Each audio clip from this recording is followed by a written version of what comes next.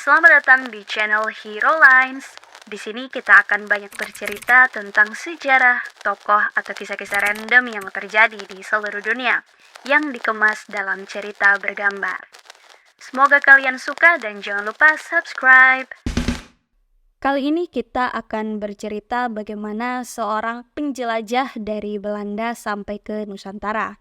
Dan menurut sejarah, ini menjadi tonggak awal lahirnya penjajahan di Indonesia. Siapa dia? Ya, dia adalah Cornelis de Houtman. Gimana ceritanya? Yuk, gas! Bermula pada tahun 1592, Cornelis de Houtman atau saya sebut saja de Houtman. Dia dikirim tuh oleh para pedagang Amsterdam ke Lisboa untuk menemukan sebanyak mungkin informasi mengenai kepulauan rempah-rempah. Pada saat de Houtman kembali ke Amsterdam, Jan Hagen van Lieshoten yang juga seorang penjelajah kembali dari India. Para pedagang tersebut memastikan bahwa ada tempat bernama Banten yang bisa menjadi tempat yang paling tepat untuk membeli rempah-rempah saat itu.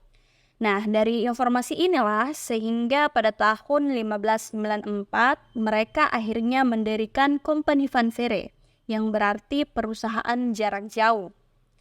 2 April 1595, ada 4 buah kapal meninggalkan Amsterdam berlayar menuju Banten, yaitu Amsterdam, Hollandia, Mauritius, dan Duiven. 27 Juni 1596, ekspedisi de Houtman tiba di Banten.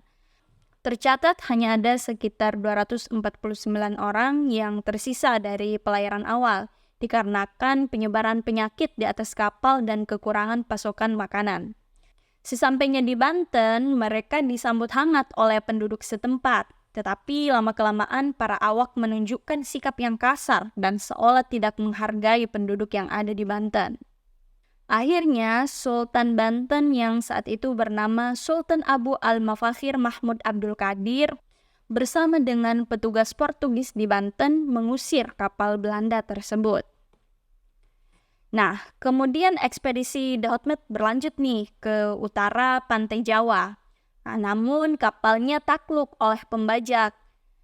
Tidak hanya itu, meskipun berhasil mengambil kapalnya kembali, karena beberapa tabiat buruk awak kapalnya nih sampai berujung ke salah pengertian dan kekerasan pun terjadi di Madura.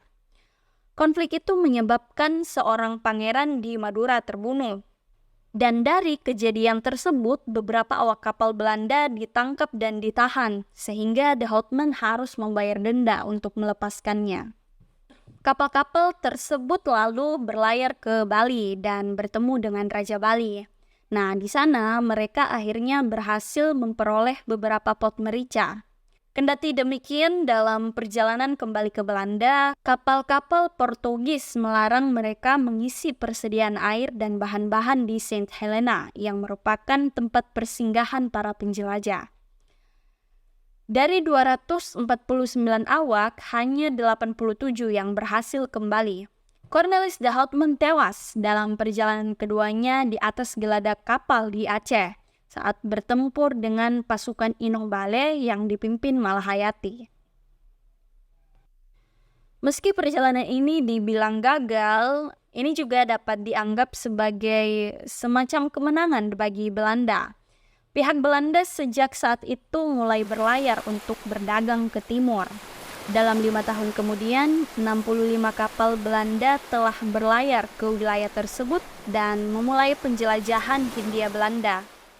Kendati demikian, banyak pendapat yang mengatakan bahwa sebenarnya selama 350 tahun Nusantara tidak dijajah sepenuhnya atau seperti yang kita bayangkan, melainkan masyarakat pada saat itu tidak sadar sedang terjajah.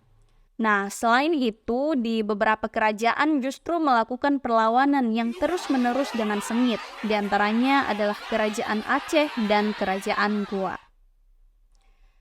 Sekian perjalanan hari ini. Jangan lupa dukung terus channel kami dengan mengklik tombol subscribe untuk mendapatkan cerita-cerita menarik lainnya. Terima kasih.